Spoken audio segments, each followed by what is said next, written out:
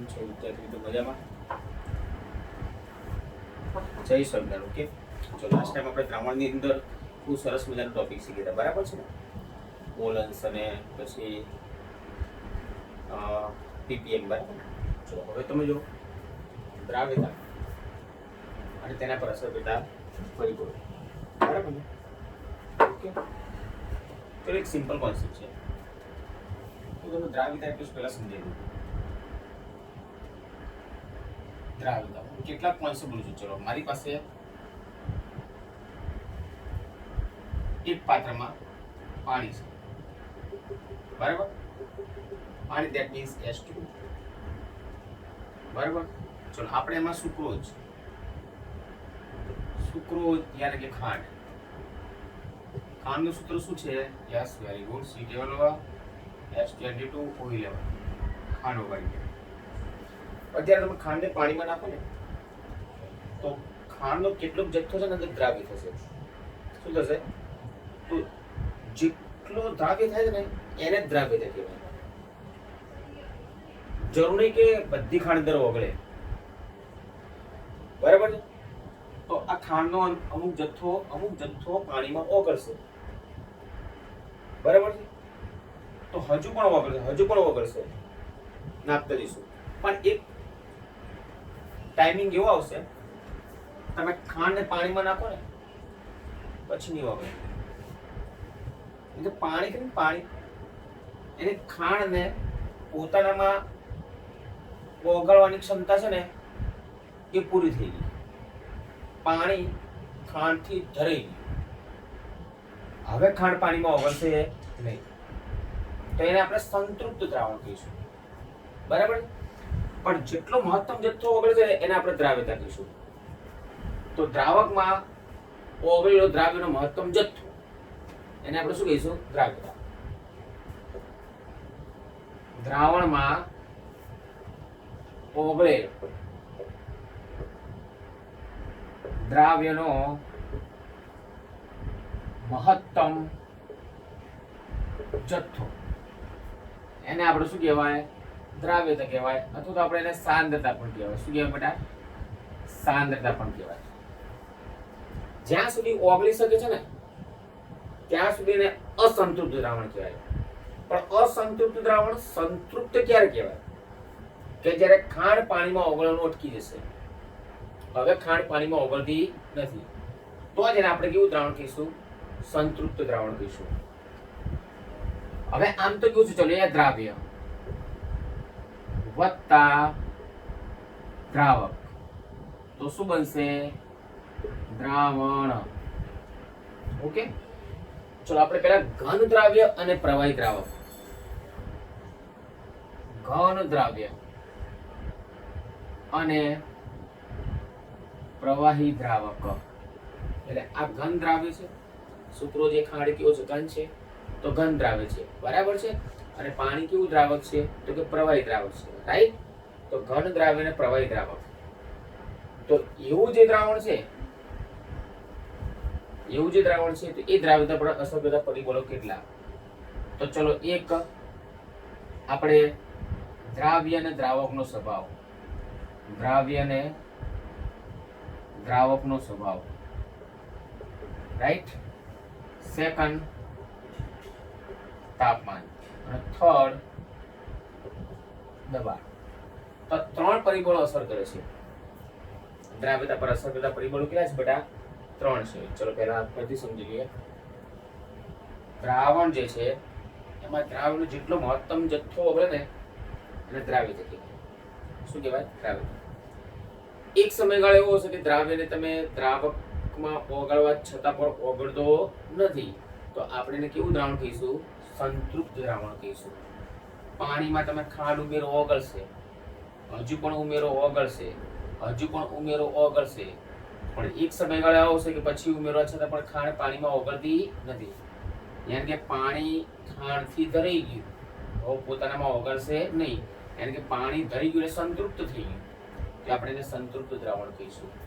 Okay, ચલો. ઘન દ્રાવ્ય અને પ્રવાહી દ્રાવક. એવા દ્રાવણની દ્રાવ્યતા પર અસર કરતા પરિબળો કેટલા? તો કે 3.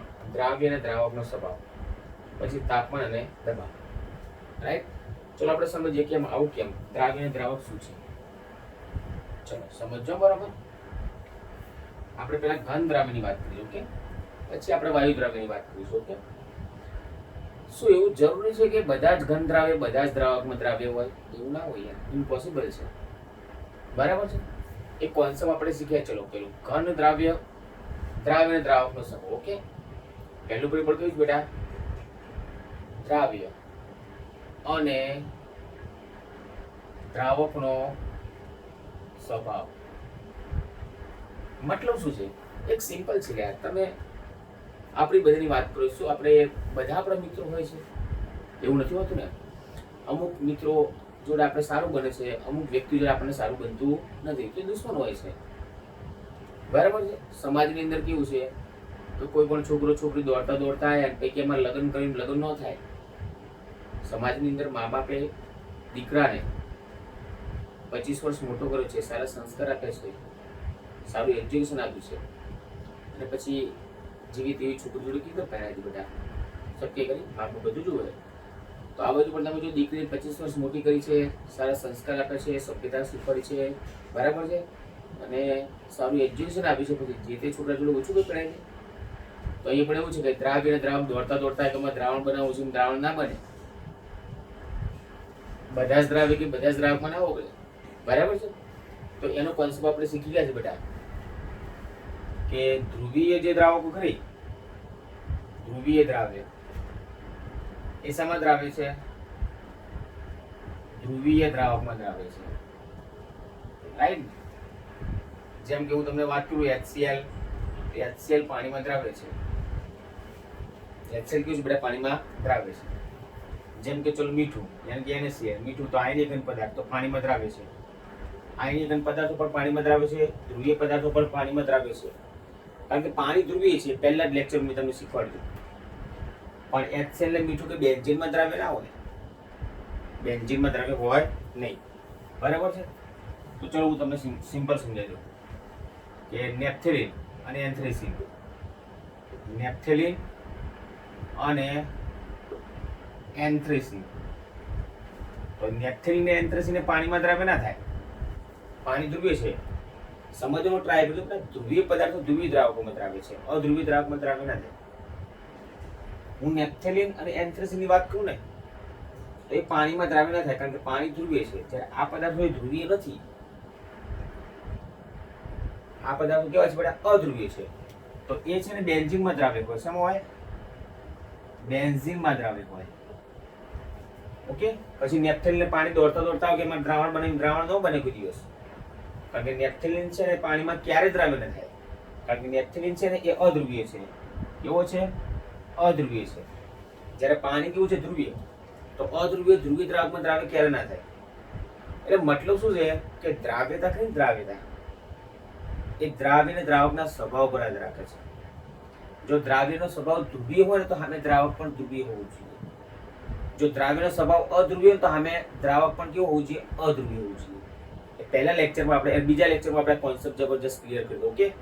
તો ધ્રુવીય પદાર્થો ધ્રુવીય દ્રાવકમાં દ્રાવ્ય છે, અધ્રુવીય પદાર્થો અધ્રુવીય દ્રાવકમાં દ્રાવ્ય છે. ઓકે. તો આ અધ્રુવીય પદાર્થો છે નેપ્થેલિન, એન્થ્રેસીન અને બેન્ઝીન પણ એ અધ્રુવીય છે, દ્રાવક છે. તો નેપ્થેલિન અને એન્થ્રેસીન એ બેન્ઝીનમાં જ દ્રાવ્ય થાય, પછી પાણીમાં દ્રાવ્ય ના થાય. એવી રીતે આ HCl છે, મીઠું છે, બેન્ઝીનમાં દ્રાવ્ય ના થાય, કારણ કે HCl એ ધ્રુવીય છે, જ્યારે બેન્ઝીન અધ્રુવીય છે. એટલે HCl બેન્ઝીનમાં દ્રાવ્ય થશે નહીં. ક્લિયર? પછી કોક એવો સ્વભાવ છે, માન કે OH સમૂહ ધરાવતા પદાર્થો છે, તો OH સમૂહ ધરાવતા પદાર્થો પણ કેવા છે? પાણીમાં દ્રાવ્ય છે. જેમ કે આલ્કોહોલ, R બોન્ડ OH, તો આલ્કોહોલ પાણીમાં દ્રાવ્ય છે. કેમ? કારણ કે આલ્કોહોલ ભલે કાર્બનિક પદાર્થ છે, પણ એમાં OH બંધ કરીને એ ધ્રુવીય છે. સ્પષ્ટ વાત ના કરી બેટા આપણે? OH બંધ કેવો છે? ધ્રુવીય છે. તો માટે આલ્કોહોલ પાણીમાં શું છે? દ્રાવ્ય. કારણ કે પાણી પણ ધ્રુવીય અને આલ્કોહોલમાં OH બંધ પણ ધ્રુવીય, માટે આલ્કોહોલ પાણીમાં શું છે? દ્રાવ્ય છે. ચલો કેટલા પોઈન્ટ થયા બેટા? 3 પોઈન્ટ થયા. ધ્રુવીય દ્રાવ્ય ધ્રુવીય દ્રાવકમાં દ્રાવ્ય છે, જેમ HCl પાણીમાં દ્રાવ્ય છે. અધ્રુવીય દ્રાવ્ય અધ્રુવીય દ્રાવકમાં દ્રાવ્ય છે, જેમ કે નેપ્થેલિન, એન્થ્રેસીન બેન્ઝીનમાં દ્રાવ્ય છે. અને જે કાર્બનિક પદાર્થમાં OH સમૂહ હોય એ શેમાં દ્રાવ્ય છે? પાણીમાં દ્રાવ્ય છે. એટલે દ્રાવ્ય અને દ્રાવકનો સ્વભાવ પણ જોવો પડે આપણે. કે કોઈ દ્રાવ્ય દ્રાવક દોડતા દોડતા કે એમાં દ્રાવણ બનાવવું છે, દ્રાવણ ના બને છે, એનો સ્વભાવ જોવામાં આવે છે, રાઈટ. ચલો પછી તાપમાનની વાત કરીએ. તો સેકન્ડ પોઈન્ટ છે તાપમાન. કયો પોઈન્ટ છે? તાપમાન, રાઈટ. તાપમાનના સંદર્ભમાં તમે વાત કરો તો એક સિમ્પલ છે. હું હકીકતની અંદર શું દ્રાવ્ય વત્તા દ્રાવક, તો એ શું બનશે? દ્રાવણ, રાઈટ. હવે દ્રાવ્ય કેવો છે તો કે ઘન છે, દ્રાવક કેવું છે તો કે પ્રવાહી છે. તો હકીકતની અંદર આવું દ્રાવણ જે છે ને એ ઉષ્મા શોષક હોય. Noted point.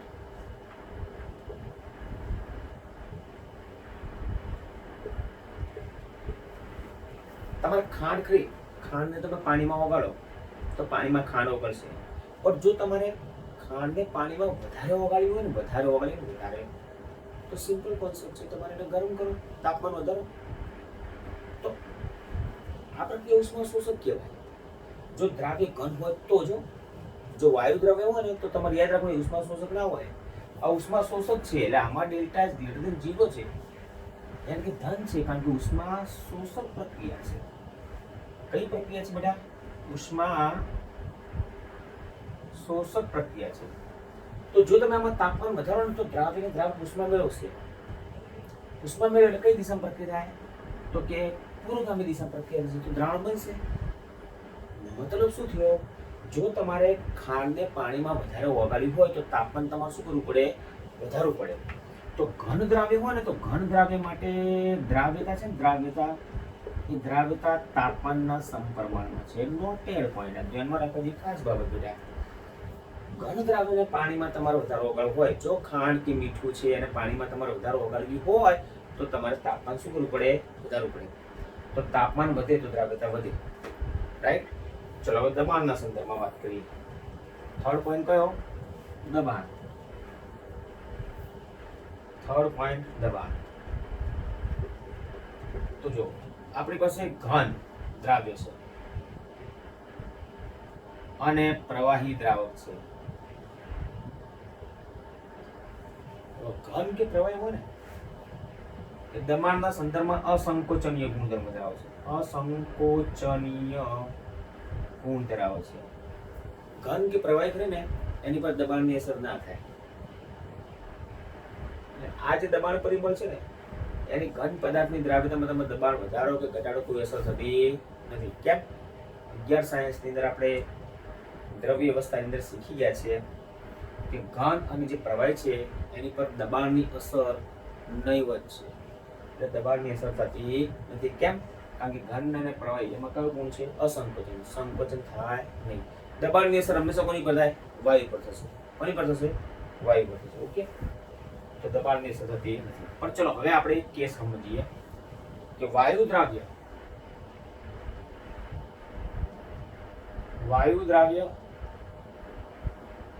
અને પ્રવાહી દ્રાવક.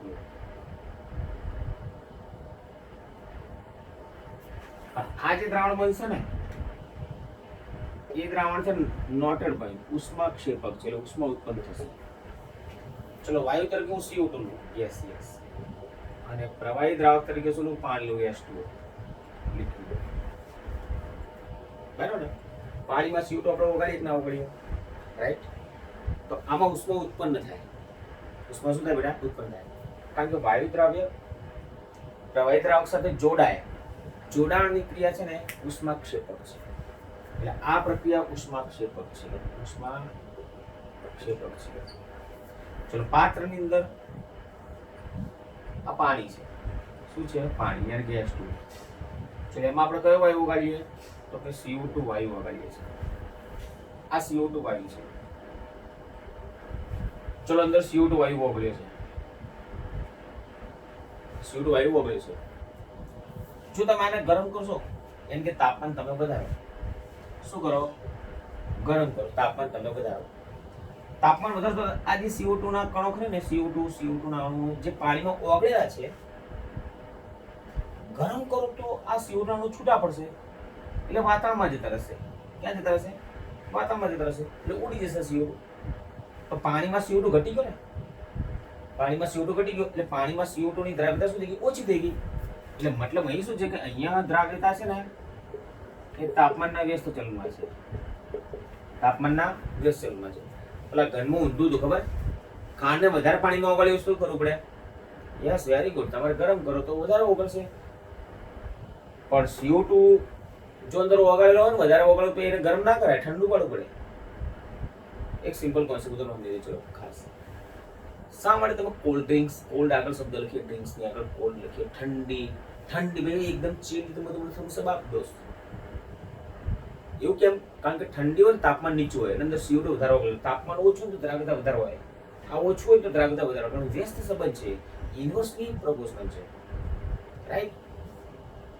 જો થમ્સઅપ ને તમે ઓરડાના તાપમાને મૂકો ને અડધો કલાક મૂકી રાખો પછી તમે થમ્સઅપ પીઓ, તમને ગમશે? દુકાનદાર પાસેથી થમ્સઅપ તમે બરાબર બહાર મૂકી લો થોડી ગરમ, તમે લેશો થમ્સઅપ? નહીં પીવો. એનું કારણ છે બેટા CO2 શું થઈ ગયું? ઉડી ગયું હોય. ગરમ હોય ને ઓરડાનું તાપમાન લાગે તો CO2 અંદરથી ઉડી જાય, પછી તમે સોડા પીવાની મજા આવશે નહીં. એટલા માટે એક વસ્તુ ક્લિયર કરો કે અંદર CO2 ઓગળેલ હોય એને તમે ગરમ કરશો ને તો છૂટો પડી જશે, CO2 નથી નીકળી જશે, પછી તમને થમ્સઅપ પીવી ગમશે નહીં. એટલે વાયુ દ્રાવ્ય અને પ્રવાહી દ્રાવક કેવી છે ખબર છે? એમાં તાપમાન વધે ને તો દ્રાવ્યતા ઘટે. એટલે ડ્રિંક્સ ક્રીમ થમ્સઅપ છે, કોકા કોલા છે, એ હંમેશા ઠંડી હોય તો જ પીવાની મજા આવે. કારણ કે ઠંડી હોય તો તાપમાન નીચું હોય, તાપમાન નીચું હોય તો CO2 દ્રાવ્યતા કેવી હોય? વધારે હોય છે. એટલે જો તમે તાપમાન વધારો તો લોસ સેટલેસ સિદ્ધાંત મુજબ ઉષ્મા કોણ મેળવશે? દ્રાવણ. એ લોસ સેટલેસના સિદ્ધાંત મુજબ પ્રક્રિયા પ્રતિગામી દિશામાં થશે. કારણ કે તમે તાપમાન વધારો તો જે ઘટક બાજુ ઉષ્મા લખી હોય એ ઘટક ઉષ્મા મેળવશે.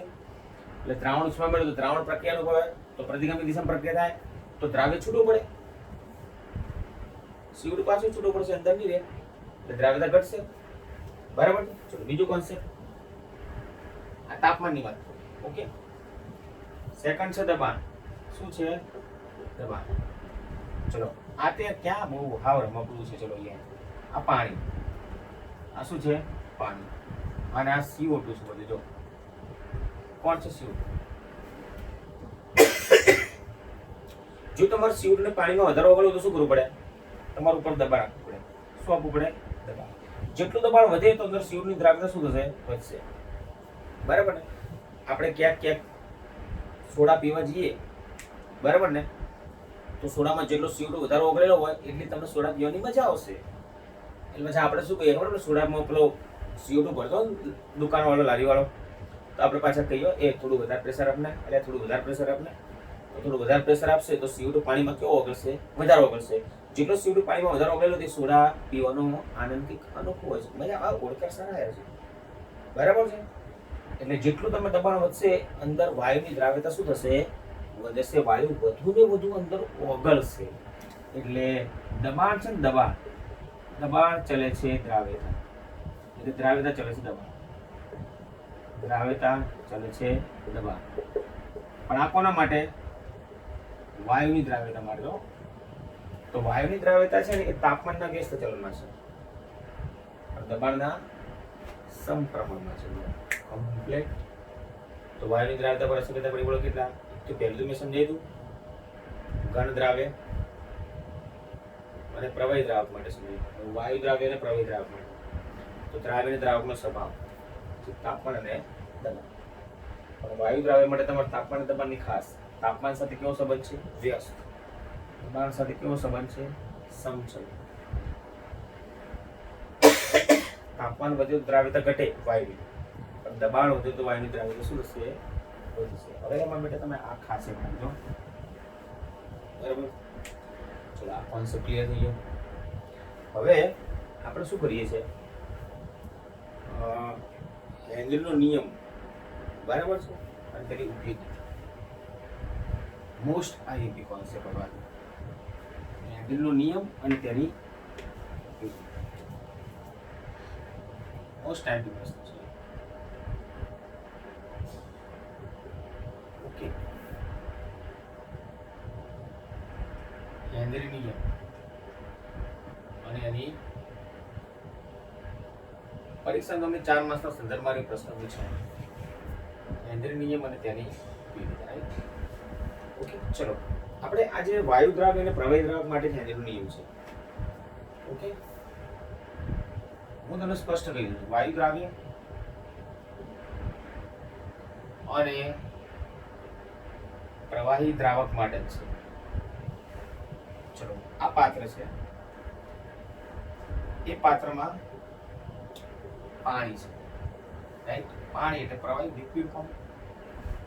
ચલો, આપણે એમાં CO2 વાયુ ઓગાળવો છે, રાઈટ? તો CO2 ની અંદરમાં દ્રાવ્યતા વધારી છે. પ્રવાહી દ્રાવકમાં CO2 ની દ્રાવ્યતા અંદર વધારી છે, એટલે CO2 બારે વધારો ઓગાળવો છે. તો તમે દબાણમાં શું ફેરફાર કરશો? સો વાયુ દ્રાવ્ય હોય તો એની દ્રાવ્યતા દબાણના સમપ્રમાણમાં છે. જાણ્યું? દ્રાવ્યતા ચલે છે દબાણ. કોની? વાયુની દ્રાવ્યતા. કોના દબાણ? તો કે વાયુના દબાણ. આ જે વાયુ થઈ એનું દબાણ આપણે વધારીએ તો વધારે CO2 અંદર જથ્થો વધી જાય તો દબાણ વધી જાય. દબાણ વધી જાય તો અંદર દ્રાવ્ય કેવું થાય? વધારે થશે. તો CO2 નું દબાણ વધે, CO2 નું દબાણ વધે તો CO2 ની દ્રાવ્યતા વધે. CO2 એટલે વાયુ, વાયુની દ્રાવ્યતા અંદર વધે જો વાયુનું દબાણ વધે. પણ તમારે તાપમાન અચળ આપવું પડે. માનો કોઈક વ્યક્તિ અહીંયા દબાણ આપી રહ્યો છે તો આપણે શું અપેક્ષા રાખીએ? Yes, very good. તો કોઈ દબાણ આપતો જરા તો અંદર CO2 ઉતારવો પડે. પણ મારો નીચેથી કોઈ ગરમ કરતું હોય તો CO2 ઉડી જાય. દબાણ આપું છું, મારું જબરજસ્ત દબાણ આપી રહ્યું છું, જબરજસ્ત દબાણ આપી રહ્યું છું, તમને CO2 ઓગળતું કેમ નહીં? જો તો ખરી. કોઈ કોઈ તાપમાન આપે છે તો તાપમાન તમે મતલબ કોઈ ગરમ કરતું હોય તો પાછું CO2 ઉડી જાય. તો દબાણની અસર ના માપી શકાય. એટલે જો તમારે દબાણની અસર માપવી હોય તો તમારે તાપમાન કેવું રાખવું પડે? યસ, અચળ રાખવું પડે.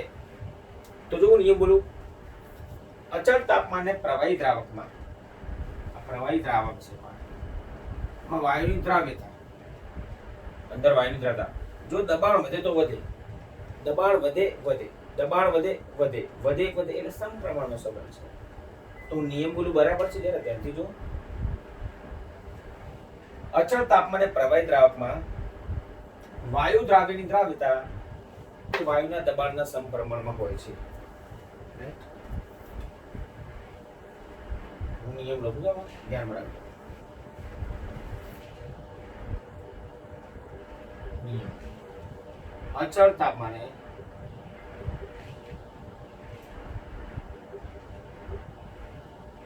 વાયુ દ્રાવ્યની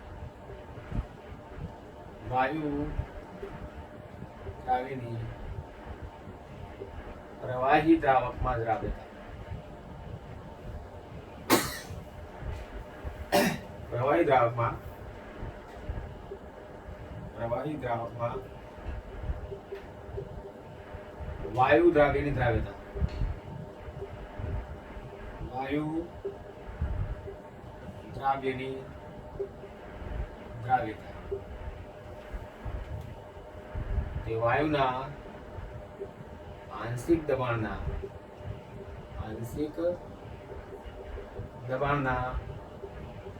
સમપ્રમાણમાં હોય. ચલો, વાયુની દ્રાવ્યતા છે ને, દ્રાવ્યતા અને આંશિક દબાણ. વાયુનું આંશિક દબાણ અને દ્રાવ્યતા સમપ્રમાણમાં છે. ચલો, આંશિક દબાણ તરીકે હું P લઉં. શું લઉં? રાઈટ. અને દ્રાવ્યતા તરીકે શું લઉં? X મોલસ. દ્રાવ્યતા એટલે સાંદ્રતા. સાંદ્રતાના ઘણા બધા એકમો છે, પણ અહીંયા આપણે સાંદ્રતા તરીકે લઈશું મોલસ. બરાબર છે? આંશિક દબાણ P અને દ્રાવ્યતા. જો દબાણ વધારે તો દ્રાવ્યતા વધે ને. જો આંશિક દબાણ વધે તો દ્રાવ્યતા વધે. આંશિક દબાણ વધે તો દ્રાવ્યતા વધે. તો દબાણ વધે તો દ્રાવ્યતા વધે, એટલે આંશિક દબાણ P, પ્રેશર, ચલો છે મોલ ફ્રેક્શન X. ચલો ચલન દૂર કરીએ તો અચળાંક મૂકીએ H * X.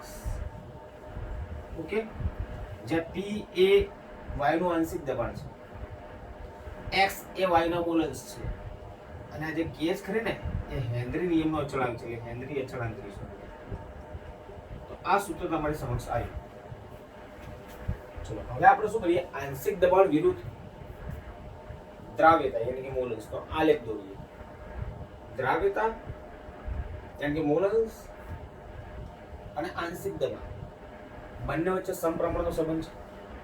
ચલન દૂર કરીને આપણે શું કહેવાય, અચળાંક આમ કે મૂકીએ, પણ મેં કે છે ના મતલબ કે હેનરી અચળાંક, રાઈટ? ઓકે, ચલો જો આલેખ તમે દોરો, આંશિક દબાણ અને મોલન્સ. ચલો આંશિક દબાણ, આંશિક દબાણ, રાઈટ? આવ્યું. અને અહીંયા લખું છું મોલ અંશ. ચલો 0.01, 0.02, 0.03 દબાણ 500, અહીંયા 1000 તોડમાં લઈએ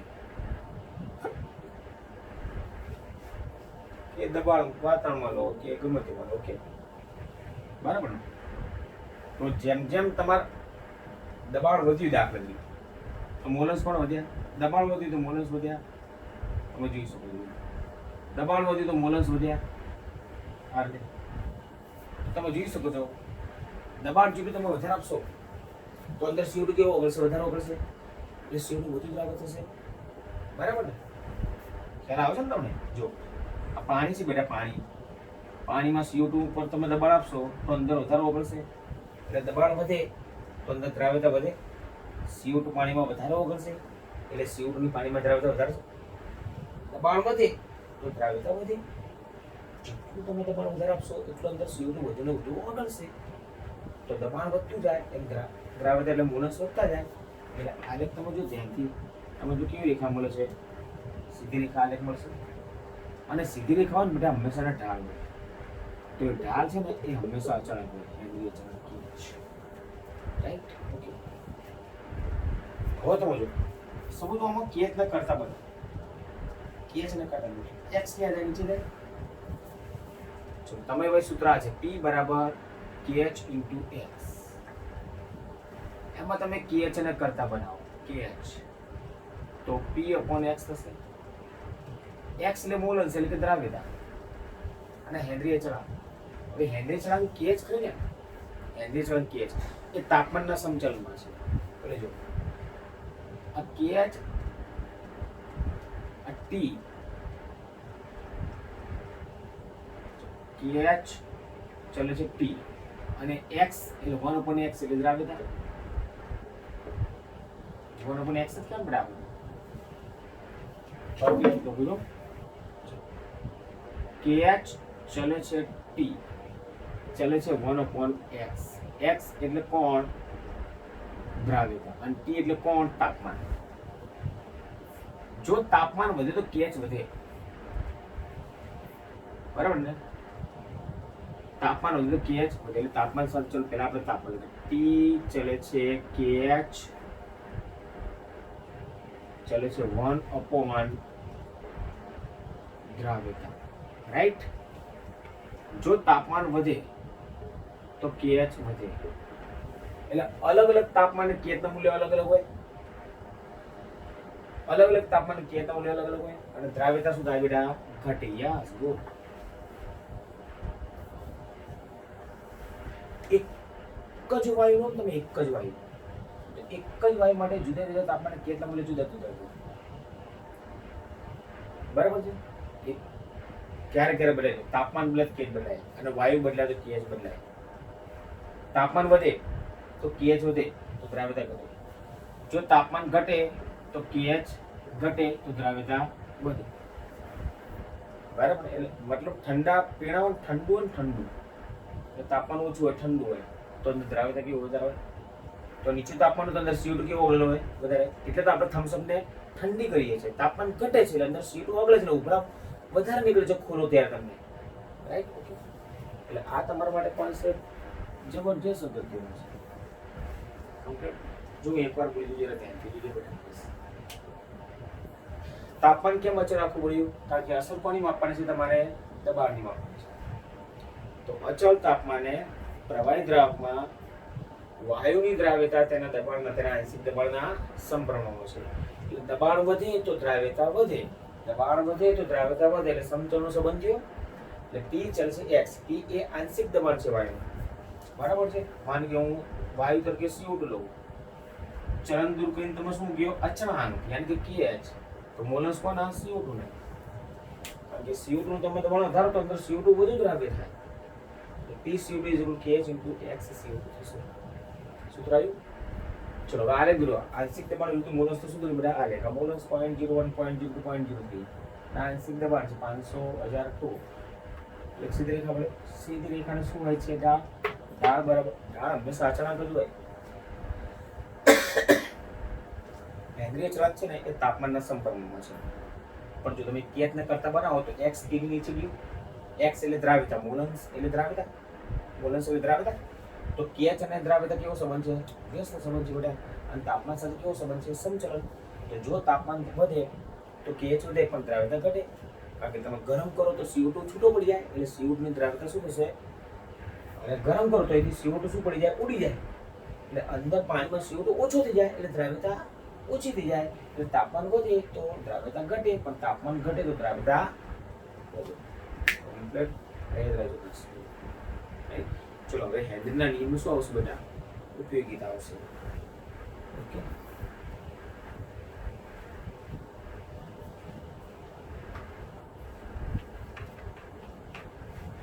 કેવું ચાલે છે? હવે આના પછી જે તમારો ટોપિક આવશે બેટા લગભગ સંખ્યાત્મક ગુણધર્મ આવશે. પણ એમાં શું એક વન ટોપ એવો છે ને એ તમારો ટોપિક નીકળી ગયો છે સિલેબસમાંથી. કાલ તો આપણે સંખ્યાત્મક ગુણધર્મ આવી જશે. લગભગ 3 દિવસનું ચેપ્ટર શું થઈ જશે? પૂરું થઈ જશે.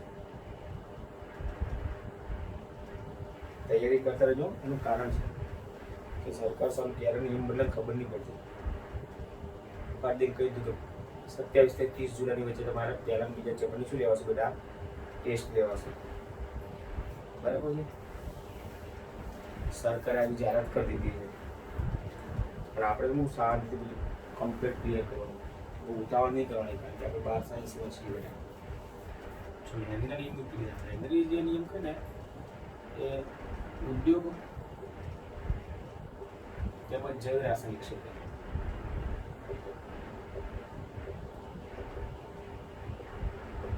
બરોબર. ઉદ્યોગ અને જૈવ રાસાયણિક ક્ષેત્રનો ઉપયોગ થાય છે. દાખલા તરીકે ચલો ઠંડા પીણા બરોબર. ઠંડા પીણા પછી શેમ્પેન, બિયર, સોડા વોટર. ઠંડા પીણા છે, સોડા વોટર છે બરાબર છે. તો એમાં CO2 છે ને ઊંચા દબાણે ભરીને બોટલ બંધ કરવી પડે છે. સોડા વોટરમાં CO2 ની દ્રાવ્યતા વધારવા. શું વધારવા? દ્રાવ્યતા એટલે સાંદ્રતા વધારવા માટે ઊંચા દબાણે બોટલમાં ભરી બંધ કરવામાં આવે છે. બોટલમાં ભરી બંધ કરવામાં આવે છે. એટલે ઊંચા દબાણે CO2 ભરો અને પછી બોટલ બંધ કરો તો થમ્સઅપ પીવાની તમને મજા આવશે. Okay, 30 second. આ યાર જોરદાર છો. આવો શબ્દ વાળો સ્કૂબા. સ્કૂબા જે છે સ્કૂબા એટલે મરજીવા કહેવાય. જ્યારે દરિયામાં ડૂબકી મારે એટલે ડાઈવર અંતર્જલ એટલે અંડર વોટર કહેવાય. અંડર વોટર માં કોઈ મરજી હોય. ચલો હું તમને એક વસ્તુ કહી દઉં. મારે દરિયાની અંદર ડૂબકી મારી છે તો પેલા ઊંચા દબાણે શ્વસન લઈશ ને પછી અંદર ડૂબકી મારીશ ને બરાબર. ઊંચા દબાણે શ્વાસ લીધા પછી તમે દરિયામાં ડૂબકી મારો તો દરિયામાં 5-6 મિનિટ તમે જીવી શકો અંદર. પછી પાછા બારો પાછા ઊંચા દબાણે તમે શ્વાસ લો. એટલે સ્કૂબા એટલે મરજીવા. જ્યારે ડાયવર અંતર્જલમાં એટલે કે દરિયાના પાણીમાં બરાબર છે ઊંચા દબાણે શ્વાસ લે. એટલે હું ઊંચા દબાણે શ્વાસ લઉં તો વાતાવરણના વાયુ જે છે એની લોહીમાં સાંદ્રતા શું થાય? વધે. તો વાતાવરણીય જે વાયુઓ ખરી એની લોહીમાં દ્રાવ્યતા વધે. હું ઊંડા શ્વાસ લઉં તો આ વાયુઓ લોહીમાં વધારે પડે બરાબર. એટલે અંદર પછી મરજીવા સપાટી પર આવે. મરજીવા સપાટી પર આવે. સપાટી પર આવે તો દબાણ ઘટી જાય. દબાણ શું થશે? ધીમે ધીમે ઘટે. દબાણ ઘટે એટલે વાયુ શું પડે? છૂટા પડે. ત્યારે લોહીમાં N2 ના પરપોટા ઉત્પન્ન થાય. લોહીમાં N2 ના પરપોટા ઉત્પન્ન થાય. પરપોટા ઉત્પન્ન થાય એટલે કેસ નળીને બ્લોક કરી નાખે. અંદર જે કેસ નળી હોય ને એને શું કરી નાખે? બ્લોક કરી નાખે. બ્લોક કરી નાખે તો આપણે એને બેન્ડ કહેવાય. શું કહેવાય? બેન્ડ્સ કહેવાય. શું કહેવાય? બેન્ડ્સ કહેવાય. આ બેન્ડ્સ થાય એટલે પીડા થાય, જે પીડાદાયક છે. અમની છે તો આપણે સમજાય છે ને આપણને પાણીમાં અંદર, એટલે પીડાદાયક કહેવાય. તો આ બેન્ડ્સ કરીને બેન્ડ્સ તમારે એને દૂર કરવું છે. તો શું કરે છે ખબર છે? હિલિયમ વડે મંદ કરેલ હવા, બરાબર છે? હિલિયમ વડે મંદ કરેલ હવા એ ટાંકીનો ઉપયોગ કરે. બાટલા હોય ને, હવા ભરેલ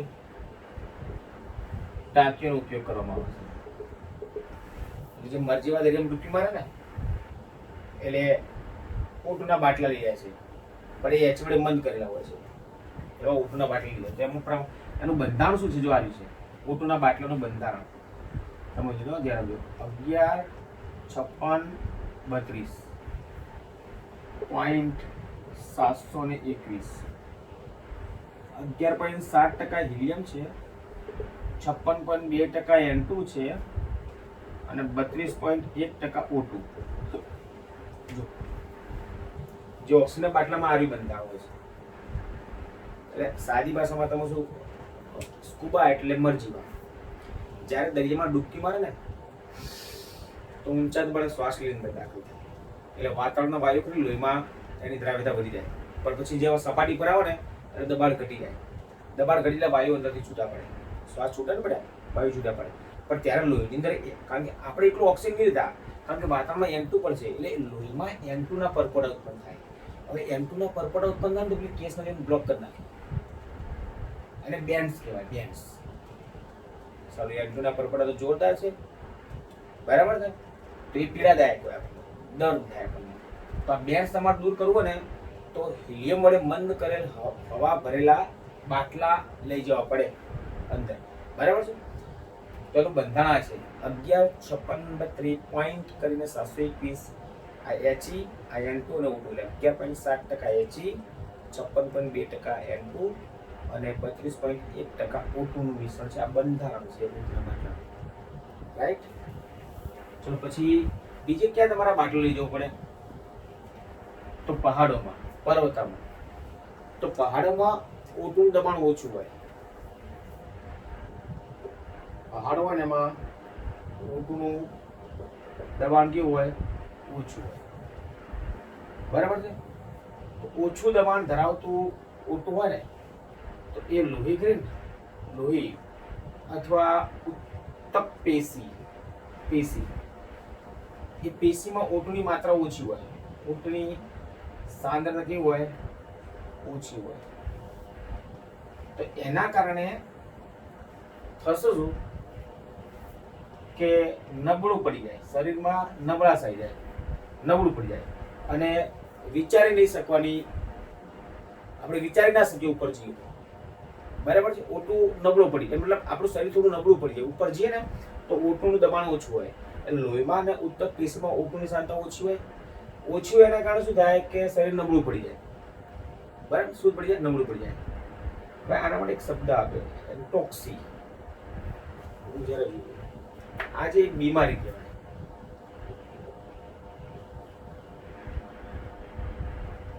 આ એક પ્રકારની શું કહેવાય? બીમારી. ઉપર જઈએ તો યાર તો બધું શ્વાસ લેવામાં તકલીફ પડે, એક પ્રકારની બીમારી કહેવાય. તો એને એક નામ આપ્યું છે, હું જોયું જરા બહુ વિચિત્ર નામ છે, એન્ટોક્સી કે એન્ટિક્સ છે, બરાબર? તો એની ઉપયોગીતા છે, ખ્યાલ આવી? જોઈ લો જરા. ઓકે, રિવિઝન કરી નાખો.